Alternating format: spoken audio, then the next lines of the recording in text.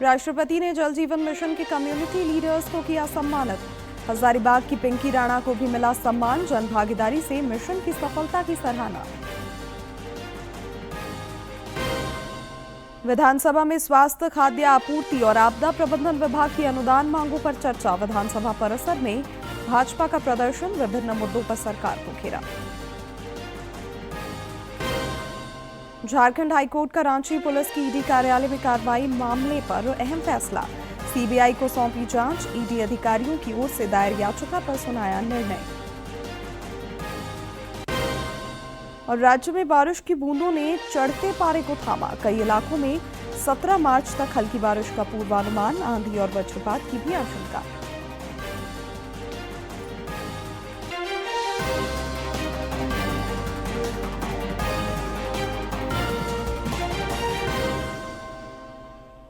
नमस्कार, खबरें झारखंड में आपका स्वागत है। मैं हूं शिवानी कुमारी और अब समाचार विस्तार से। राष्ट्रपति द्रौपदी मुर्मू ने आज नई दिल्ली में जल महोत्सव के सिलसिले में आयोजित कार्यक्रम के दौरान जल जीवन मिशन के कम्युनिटी लीडर्स को सम्मानित किया। बेहतर कार्यों के लिए हजारीबाग की पिंकी राणा को भी सम्मान मिला। इस दौरान राष्ट्रपति ने कहा कि जल जीवन मिशन से ग्रामीण क्षेत्रों में हालात बदले हैं। घरों में अब स्वच्छ जल उपलब्ध है, जो इस मिशन की सफलता का प्रमाण है। उन्होंने यह भी कहा कि जन भागीदारी से यह मिशन सफल हो रहा है। राष्ट्रपति ने सुरक्षित भविष्य के लिए जल संरक्षण पर भी जोर दिया।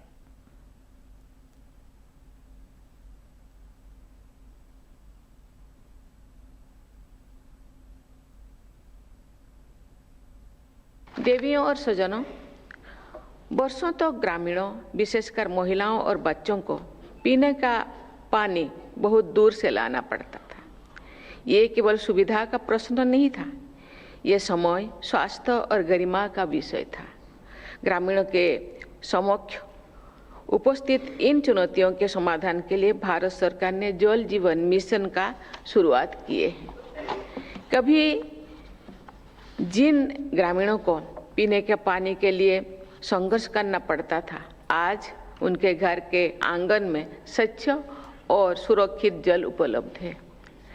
ये इस मिशन की सफलता का प्रमाण है। ये प्रसन्नता का विषय है कि जल योजना के संचालन और रखरखाव की जिम्मेदारी ग्राम पंचायतों और स्थानीय समितियों को देकर समुदाय आधारित प्रबंधन को सशक्त किया जा रहा है। जन भागीदारी के बल पर जल जीवन मिशन की सफलता सुदृढ़ और सतत हो रहा है। ग्रामीण पेयजल प्रशासन को मजबूत करने और पाइप से जल आपूर्ति प्रणालियों के सतत प्रबंधों को सुनिश्चित करने में अनुकरणीय योगदान देने के लिए आज सम्मानित व्यक्तियों और संस्थानों की मैं बहुत बहुत बधाई देती हूँ। प्रधानमंत्री ने केरलम के कोच्चि में आज अखिल केरला धिवारा सभा के गोल्डन जुबली सम्मेलन को संबोधित किया। इस अवसर पर प्रधानमंत्री ने कहा कि केंद्र सरकार ने राज्य का नाम बदलकर केरलम करने के प्रस्ताव को मंजूरी प्रदान की है। अब केरलम को मलयाली कल्चर के मुताबिक नाम और पहचान मिलेगी। श्री मोदी ने मछुआरों के समग्र विकास की पहलुओं तथा प्रकृति और पर्यावरण संरक्षण के महत्व को भी रेखांकित किया। सूरतगढ़ समुद्र में जाने वाले मछुआरों की सुरक्षा भी हमारे लिए बहुत महत्वपूर्ण है। पहले हमारे मछुआरे भाई बहन खुले समुद्र में जाते थे तो घर वाले उनके वापस आने तक चिंता और डर में डूबे रहते थे, क्योंकि समंदर में मौसम को लेकर आशंकाएं बनी रहती थी। लेकिन अब ऐसा नहीं है। हमने सैटेलाइट के जरिए समंदर में मछुआरे भाई बहनों की सुरक्षा को बढ़ाया है। केरलम की बोट के लिए अराउंड 7,000 सैटेलाइट आधारित ट्रांसपोंडर्स भी दिए गए हैं। इनमें से 4,500 से अधिक ट्रांसपोंडर स्थापित किए जा चुके हैं। इससे समुद्र में आने वाले दरमियान की सुरक्षा को प्राथमिकता मिली है। केरलम के बाद प्रधानमंत्री तमिलनाडु का दौरा करेंगे और विभिन्न विकास परियोजनाओं का शिलान्यास और उद्घाटन करेंगे। श्री मोदी पोदानूर, धनबाद, अमृत भारत एक्सप्रेस समेत कई ट्रेनों को रवाना करेंगे। तमिलनाडु को प्रधानमंत्री नरेंद्र मोदी के हाथों बड़ी विकास परियोजनाओं का उपहार मिलेगा। पीएम तिरुचिरापल्ली में लगभग 5,650 करोड़ रुपए की विकास परियोजनाओं का लोकार्पण और शिलान्यास करेंगे। परियोजनाएं जिन क्षेत्रों से जुड़ी हैं उनमें पेट्रोलियम और प्राकृतिक गैस अवसंरचना, ग्रामीण संपर्क, राजमार्ग विकास और रेलवे शामिल है। पीएम नीलगिरी और इरोड जिलों में भारत पेट्रोलियम निगम लिमिटेड के सिटी गैस वितरण नेटवर्क की आधारशिला रखेंगे। 3,680 करोड़ रुपए से अधिक की इस परियोजना से 8.8 लाख से अधिक घरों को पीएनजी कनेक्शन मिलेंगे। साथ ही 200 से अधिक वाणिज्यिक प्रतिष्ठानों को गैस की आपूर्ति होगी और 201 से अधिक सीएनजी स्टेशन स्थापित होंगे। पीएम चेन्नई के मनाली में स्थित इंडियन ऑयल कॉरपोरेशन के 672,000 मीट्रिक टन प्रतिवर्ष क्षमता वाले ल्यूब ब्लेंडिंग प्लांट को भी राष्ट्र को समर्पित करेंगे। मजबूत रेल कनेक्टिविटी की प्रतिबद्धता आगे बढ़ाते हुए पीएम 2 अमृत भारत एक्सप्रेस रेलगाड़ियों, 2 एक्सप्रेस रेलगाड़ियों और एक यात्री रेल सेवा को भी हरी झंडी दिखाएंगे। तमिलनाडु और तेलंगाना, कर्नाटक, केरल और पूर्वी भारत सहित अन्य क्षेत्रों के बीच रेल संपर्क मजबूत करने में इससे बहुत सहायता मिलेगी। पीएम राज्य में 370 किलोमीटर लंबी 89 ग्रामीण सड़कों का भी उद्घाटन करेंगे। साथ ही NH 81 पर गंगईकोंडा चोलपुरम के पास ग्रीनफील्ड बाईपास की आधारशिला भी रखेंगे। हमारा प्रधानमंत्री कभी भी आएंगे तमिल कल्चर लेके, तमिल लैंग्वेज लेके, तमिल ट्रेडिशन लेके, तमिल प्राइड लेके पूरा दुनिया तक पहुंच जाते हैं। हमारा प्रधानमंत्री पोंगल सेलिब्रेशन है, काशी तमिल संगम में तिरुकुरल का वर्ल्ड लेवल लेके गए थे। ऐसे हमारा प्रधानमंत्री कभी कभी इधर कभी भी आएंगे, उनका पूरा मन तमिल लोग के साथ जोड़ जाएंगे। हमारा लोग बहुत खुशी हो जाते हैं हमारा प्रधानमंत्री जी का मिलने की। कई हजार करोड़ की ये परियोजनाएं तमिलनाडु के आर्थिक विकास को तो गति देंगी, साथ साथ ही बुनियादी ढांचे को भी मजबूत करेंगी। इसके साथ साथ ही लोगों के जीवन को सुविधाजनक बनाएंगी और स्थानीय स्तर पर रोजगार के अवसर भी पैदा करेंगी। इसके साथ साथ ही प्रधानमंत्री नरेंद्र मोदी तिरुचिरापल्ली में एक विशाल जनसभा को संबोधित करेंगे, जिसमें लाखों की संख्या में लोगों के आने की उम्मीद है। कैमरामैन विमलेश के साथ नीरज सिंह, डीडी न्यूज, तिरुचिरापल्ली। लोकसभा में स्पीकर ओम बिरला के खिलाफ विपक्ष के अविश्वास प्रस्ताव पर आज भी चर्चा जारी है। पूर्व केंद्रीय मंत्री रविशंकर प्रसाद ने कांग्रेस और विपक्ष पर जोरदार हमला बोला और आईना दिखाया। स्पीकर के पद को और अविश्वास प्रस्ताव के उपकरण को किसी के अहंकार और अहम की संतुष्टि का माध्यम नहीं बनाना चाहिए। ये हमें बहुत जरूरी है। Let the instrument of opposition against the speaker be not weaponized to satisfy the ego of some leader of some group. That is very important. बहुत कुछ बातें कही गई। जब भारत के संविधान में बहस हो रही थी माननीय अध्यक्ष जी, तो स्पीकर को क्या अधिकार दिया जाए,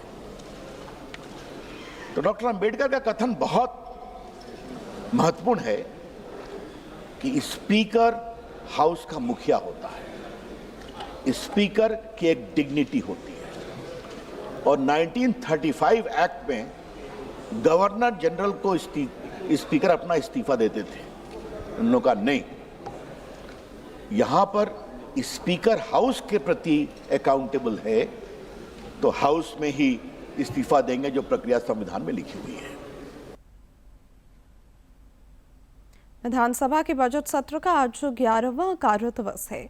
सदन में स्वास्थ्य, खाद्य आपूर्ति और आपदा प्रबंधन विभाग की अनुदान मांगों पर सत्ता पक्ष और विपक्ष के सदस्यों ने हिस्सा लिया। इधर आज प्रश्नकाल शुरू होते ही भाजपा के मुख्य सचेतक नवीन जायसवाल ने हजारीबाग में रामनवमी जुलूस के दौरान डीजे प्रतिबंध का मामला उठाया। उन्होंने आरोप लगाया कि एक वर्ग को प्रताड़ित किया जा रहा है। संसदीय कार्य मंत्री राधाकृष्ण किशोर ने सरकार का पक्ष रखा। और जुलूस में है तो क्या सभी त्योहारों में प्रतिबंध है? कोई केवल हिंदुओं पर ही टारगेट होगा? आज हजारीबाग का मामला जिस तरह से है अध्यक्ष महोदय, हम लोग कहां जाए? क्या हम लोग धर्म परिवर्तन कर लें? अध्यक्ष महोदय, जिस तरह से हजारीबाग में लगातार वहां के लोगों को, वहां के श्रद्धालुओं को जो चैत्र रामनवमी है उस पे इस तरह का आरोप लगा के प्रताड़ित करके पुलिस प्रशासन के द्वारा धमकाना कहीं से नहीं।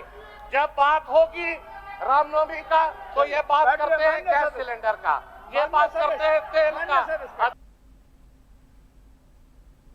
भाजपा ने आज भी विधानसभा परिसर में विभिन्न मुद्दों को लेकर प्रदर्शन किया और राज्य सरकार पर निशाना साधा। पार्टी विधायकों ने हाथों में तख्तियां लेकर तुष्टीकरण, भ्रष्टाचार और प्राकृतिक संसाधनों की कथित लूट पर सरकार को घेरा। इस दौरान सदस्यों ने जमकर नारेबाजी की।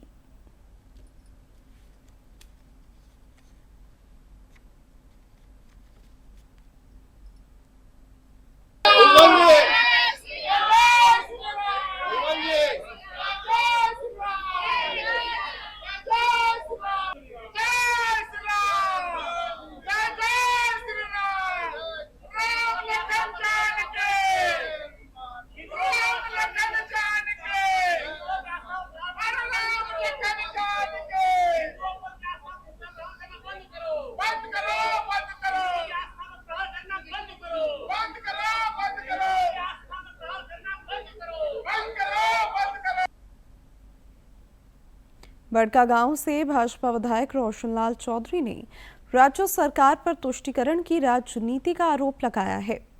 विधानसभा परिसर में पत्रकारों से बातचीत करते हुए उन्होंने आरोप लगाया कि सनातन का पालन करने वालों को राज्य में पर्व त्योहार मनाने से रोका जा रहा है, जो दुर्भाग्यपूर्ण है। जैसे लोकतांत्रिक देश में लोग अपने धर्म और त्योहार भी अच्छा से नहीं मना सकते हैं, ये हमारे लिए दुर्भाग्यपूर्ण बात है। महारामनवमी हजारीबाग का हमेशा से ऐतिहासिक रहा है और कल जिस तरह का व्यवहार हजारीबाग जिला प्रशासन के द्वारा जबरदस्ती वहां के शोभा यात्रा में भाग लेने वाले सभी धर्म प्रेमियों को जिस तरह का उनके साथ दुर्व्यवहार किया गया, डीजे बंद कराया गया, उनके साथ दुर्व्यवहार किया गया, यह दुर्भाग्यपूर्ण है। इधर राज्य के मंत्री हफीजुल हसन ने सरकार का बचाव करते हुए कहा कि डीजे पर प्रतिबंध न्यायालय के निर्देशानुसार लगाए गए हैं। हालांकि उन्होंने यह भी कहा कि पूर्व के पर्व त्योहारों में इसका इस्तेमाल हुआ है। ये कोर्ट का मामला है। कोर्ट इसको हम सरकार, राज्य सरकार के द्वारा नहीं बंद किया गया, कोर्ट के द्वारा बंद। नहीं, हम तो बहुत जगह देखे हैं कि अभी जो होली है, होली में बजा है और दुर्गा पूजा में बजा है, सरस्वती पूजा में बजा है। भाजपा विधायक पूर्णिमा साहू ने राज्य में प्राकृतिक संसाधनों की कथित लूट पर गहरी चिंता जताई है। उन्होंने आरोप लगाया कि राज्य में बालू, पत्थर और कोयला माफिया सक्रिय है तथा राज्य सरकार आंख बंद कर लिया है। श्रीमती साहू ने बालू के अवैध कारोबार पर अंकुश लगाने के लिए पेसा कानून के तहत ग्राम सभाओं को व्यापक अधिकार देने की मांग की। पूरी तरह से बालू माफियाओं का प्रचंड बोलबाला है, कोयला माफियाओं का प्रचंड बोलबाला है, पत्थर जो है माफियाओं का प्रचंड बोलबाला है। आए दिन अखबारों के माध्यम से हम सभी पूरे राज्य की जनता देख रही है, अखबारों में जो छप रहा है, बार बार बालू पकड़ा रहा है, अवैध रूप से जो बालू उठाया जा रहा है वो पकड़ा रहा है। तो ये सब तो गवाह है, सरकार नहीं देख पा रही है, ये उनकी कमी है। सूक्ष्म, लघु एवं मध्यम उद्यम मंत्रालय की ओर से रांची में पीएम विश्वकर्मा योजना के तहत 2 दिवसीय प्रदर्शनी सह व्यापार मेला का आयोजन किया गया। इसमें योजना से जुड़े स्थानीय लाभार्थी कारीगरों ने विभिन्न उत्पादों के स्टॉल्स लगाए। रांची के मारवाड़ी भवन में एमएसएमई उद्यम मंत्रालय की ओर से पीएम विश्वकर्मा योजना के तहत 2 दिवसीय प्रदर्शनी सह व्यापार मेले का आयोजन किया गया। इसमें राज्य भर के करीब 100 कारीगरों ने विभिन्न उत्पादों के स्टॉल्स लगाए। रांची के एमएसएमई विकास कार्यालय के निदेशक इंद्रजीत यादव ने बताया कि प्रदर्शनी का उद्देश्य स्थानीय कारीगरों और शिल्पकारों को मंच और बाजार उपलब्ध कराना है। इस कार्यक्रम का जो मुख्य उद्देश्य है, ऐसे आर्टिजनों और शिल्पकारों को एक प्लेटफॉर्म देना है ताकि यहाँ पर आकर अपने हुनर का, अपनी क्षमता का वो प्रदर्शन कर सकें। दूसरा, उनको एक मार्केटिंग प्रोवाइड करवाना है कि जब रांची पे आके वो मेला लगाते हैं तो रांची के लोग यहाँ पर आकर उनके प्रोडक्ट को खरीदते हैं, जिससे उनकी आय में वृद्धि होती है। इस प्रदर्शनी सह व्यापार मेले में मुख्य रूप से बांस, विभिन्न तरह के घास, खजूर के पत्ते, लोहे, पीतल, तांबा समेत विभिन्न चीजों के बने उत्पाद नजर आए। इस दौरान स्थानीय कलाकृतियों की झलक भी देखने को मिली, जिनमें छऊ नृत्य के मुखौटों और डोकरा कला आकर्षण का केंद्र रहा। कलाकारों ने बताया कि पीएम विश्वकर्मा योजना के तहत उन्हें प्रशिक्षण मिला है और स्वरोजगार के लिए राशि भी उपलब्ध कराई गई है। ये पीएम विश्वकर्मा की योजना है जो 6 दिन का ट्रेनिंग हुआ था, जिसमें हमको 6,000 रुपये उसमें हमको आने जाने खाने का सारा चीज़ का हमको लाभ मिला था और 15,000 का टूल किट भी मेरे आया और उसमें फिर 1 लाख का लोन जो मिलता है वो भी हमको मिला, जिसमें हमको ये पीएम विश्वकर्मा का जो लाभ मिला है टूल किट 15,000 का, और उसे बहुत सारे चीज़ का बन रहा है बांस का।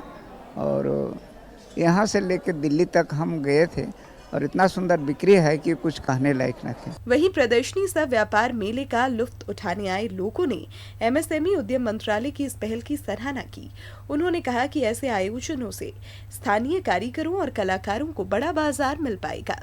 यहाँ के लोकल कारीगर या राज्य के विभिन्न जिलों से आए हुए लोग जो अपने अपने गृह उद्योग में, कुटीर उद्योग में स्पेशलिस्ट है, वो यहाँ पर काम कर रहे हैं और अपने कारीगर का परिचय दे रहे हैं। अपने सामानों के माध्यम से लाइव डेमो भी दे रहे हैं। मैं देखा कई जगह कुर्सी अभी भी लोग बना रहे हैं। इस तरह के मंच के माध्यम से आर्टिशंस को एक बाजार देने का प्रयास जो सरकार कर रही है काफ़ी प्रशंसनीय है। और नए नए कारीगर, जैसे आप पेपर मैशी का वर्क देखेंगे, बहुत लोग समझ रहे हैं इसको कि मिट्टी का काम है, लेकिन एक नया तरीके का काम है और कारीगर इसके आए हुए हैं खूंटी जिला से। इनसे मैंने बात की और इनके कामों को जो सराहना मिल रही है, लोगों से जो प्यार मिल रहा है, ये भी काफ़ी खुश हैं इस चीज़ से। केंद्र सरकार के इन प्रयासों से जहां एक और स्थानीय कारीगरों को अपने हुनर को प्रदर्शित करने का मौका मिल रहा है, वहीं दूसरी ओर बड़ा बाजार उपलब्ध हो रहा है, जहां उत्पादों की मांग भी है और उनकी खरीदारी भी हो रही है।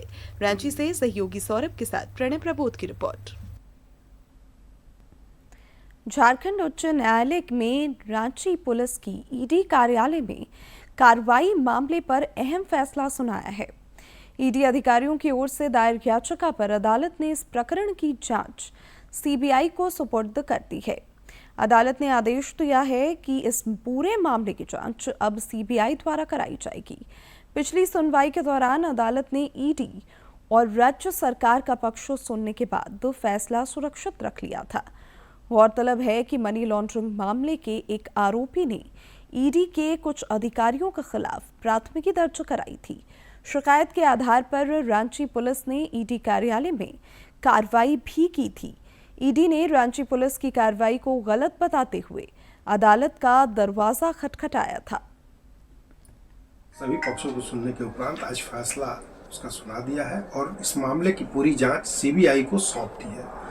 यह मामला अब सीबीआई जांच करेगी, जो कि ईडी के अधिकारियों के द्वारा झारखंड उच्च न्यायालय के समक्ष मांग किया गया था कि इसमें ईडी की जांच, सीबीआई की जांच हो। खाड़ी के देशों में युद्ध के हालात अभी भी बने हुए हैं और लगातार इस क्षेत्र से भारतीयों की वतन वापसी हो रही है। विमानन कंपनियों ने इस दिशा में पहल किए हैं। मार्च से सऊदी अरब की राजधानी रियाद के लिए उड़ानें शुरू करेंगी। एयर इंडिया एक्सप्रेस, इंडिगो और आकाशा एयर दोनों शहरों के बीच अपनी सेवाएं चलाएंगे। नागरिक उड्डयन मंत्रालय ने बताया कि सभी उड़ानों की अनुमति सुरक्षा स्थिति को ध्यान में रखकर दी जा रही है। पश्चिम एशिया में जारी संघर्ष के कारण 28 फरवरी को बंद हुई उड़ानों का परिचालन अब धीरे धीरे फिर से शुरू हो रहा है। इंडिगो पश्चिम एशिया के 8 शहरों के लिए कुल 38 उड़ानों का संचालन करेगी। वहीं एयर इंडिया और एयर इंडिया एक्सप्रेस संयुक्त अरब अमीरात और सऊदी अरब के लिए कुल 58 उड़ानों का संचालन करेगी। नागरिक विमानन महानिदेशालय ने विभिन्न देशों के अधिकारियों के साथ समन्वय स्थापित कर भारतीय एयरलाइंस कंपनियों के लिए ओमान के मस्कट को पश्चिम एशियाई शहरों दुबई, अबू धाबी, शारजाह, रस अल खैमा, अल अलाम, फुजैरा, जेद्दा और मदीना का वैकल्पिक हवाई अड्डा घोषित किया है। साथ ही मंत्रालय ने बताया कि 9 मार्च को विभिन्न पश्चिम एशियाई शहरों से कुल 45 उड़ानें भारत आईं, जिनमें 7,407 यात्री थे। बहुत अच्छी सिचुएशन है, सब बहुत अच्छे तरह से मैनेज हो रखा है। हम बड़े प्यार से आए हैं, आपके सामने आप देख पा रहे हैं हमें। हमारी इंडियन एम्बेसी भी बहुत अच्छा काम कर रही है। सब चीज़ें जो भी हमारे को जिस तरह से संपर्क करना है, सारी डिटेल्स हमें सब मिल रही हैं। अभी हम लोग बस दुबई से वापस आए हैं, लेकिन वहाँ पे situation on the ground is very good. We were all feeling very comfortable, very safe. Government was taking really good care of us. We are very thankful for the country. वहाँ तो अभी तो सही है, ये है रियाज वाज में है, थोड़ा सा रियाज में है और जगह है। बहुत अच्छी सिचुएशन है, कोई प्रॉब्लम नहीं है। सब लोग बहुत ही वहाँ की बहुत अच्छी, वहाँ की गवर्नमेंट वेरी गुड। हाँ ठीक है, सब नॉर्मल है, जैसे नॉर्मल लाइफ होती है, सब कुछ चल रहा है भाई, कोई दिक्कत परेशानी नहीं है। अभी दुबई में सब कुछ गवर्नमेंट बहुत अच्छे से हैंडल कर रही है। हमारी सारी यूनिवर्सिटीज़ और स्कूल ऑनलाइन चल रहा है और ओवरऑल सिचुएशन कंट्रोल में है। और हमें कोई भी इशू होता है, हमें मैसेज आ जाता है कि सेफ्टी ले लो, शेल्टर ले लो, और फिर थोड़ी देर बाद वो उसका ध्यान रखते हैं और हमें एक और सेफ्टी मैसेज आ जाता है। सिचुएशन जैसे सबको ही पता है कि मिसाइल्स तो आ रहे हैं, पर यूएई की गवर्नमेंट बहुत अच्छे से उसको हैंडल कर रही है।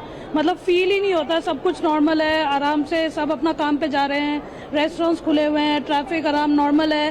तो गवर्नमेंट ऐसी है कि वो फील ही नहीं होने दे रही है। साहिबगंज की बेटी निहारिका ने संघ लोक सेवा आयोग की परीक्षा में 365वां रैंक हासिल कर जिले और राज्य का नाम रोशन किया है।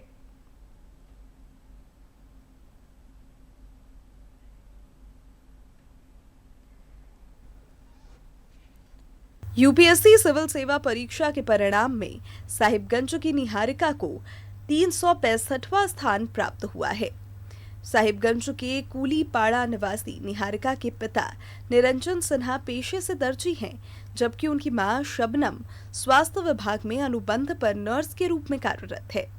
निहारिका की सफलता से पूरा परिवार उत्साहित है। बहुत गौरवान्वित महसूस करते हैं और यही इसका ड्रीम था और हम उसको पूरा करने के पीछे जो भी रिक्वायरमेंट है वो करते चले गए। कभी भी इसको डिप्रेशन में नहीं डाले या कभी भी इसको ये नहीं कहा गया कि आप धैर्य मत खोना। वैसा मम्मी का एक पुराना डायलॉग है, धैर्य मत खो, और हम भी उसी को रिपीट करते थे।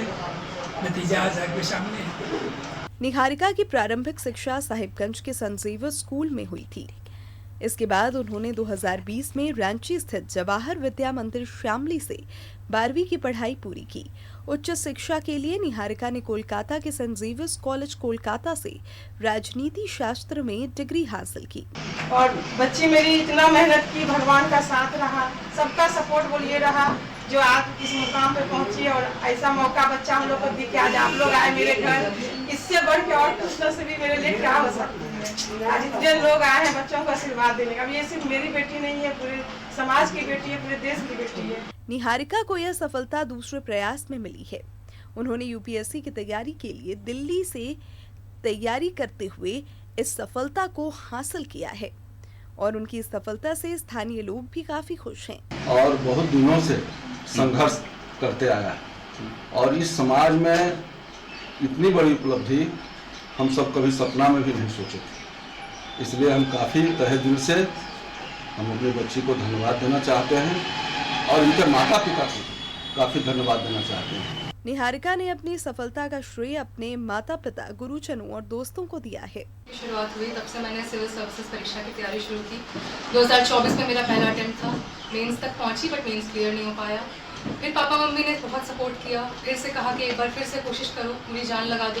25 में दोबारा अटेम्प्ट दिया, प्रीलिम्स भी हो गया, मेंस भी हो गया। अभी हाल फिलहाल इंटरव्यू था, 3-4 दिन पहले रिजल्ट आया एंड 365वां रैंक इस बार प्राप्त हुआ।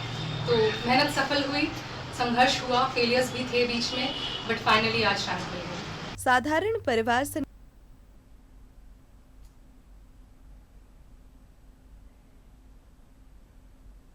और अब बात मौसम की। राज्य में बारिश की बूंदों ने चढ़ते पारे पर थोड़ा ब्रेक लगाया है। 13 और 14 मार्च को छोड़कर 17 मार्च तक राज्य के कई हिस्सों में हल्की बारिश का पूर्वानुमान है। मौसम विज्ञान केंद्र ने इस अवधि में आंधी और वज्रपात को लेकर अलर्ट भी जारी किया है। पिछले 24 घंटे के दौरान हजारीबाग और रांची समेत कई इलाकों में हल्की बारिश हुई। इधर पिछले 24 घंटे के दौरान डाल्टनगंज में अधिकतम तापमान 34.4 डिग्री सेल्सियस रिकॉर्ड किया गया, जो राज्य में सर्वाधिक रहा।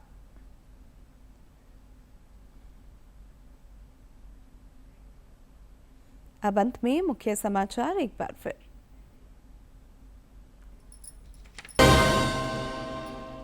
राष्ट्रपति ने जल जीवन मिशन के कम्युनिटी लीडर्स को किया सम्मानित। हजारीबाग की पिंकी राणा को भी सम्मान। जन भागीदारी से मिशन की सफलता की सराहना। विधानसभा में स्वास्थ्य, खाद्य आपूर्ति और आपदा प्रबंधन विभाग की अनुदान मांगों पर चर्चा। विधानसभा परिसर में भाजपा का प्रदर्शन। विभिन्न मुद्दों पर सरकार को घेरा।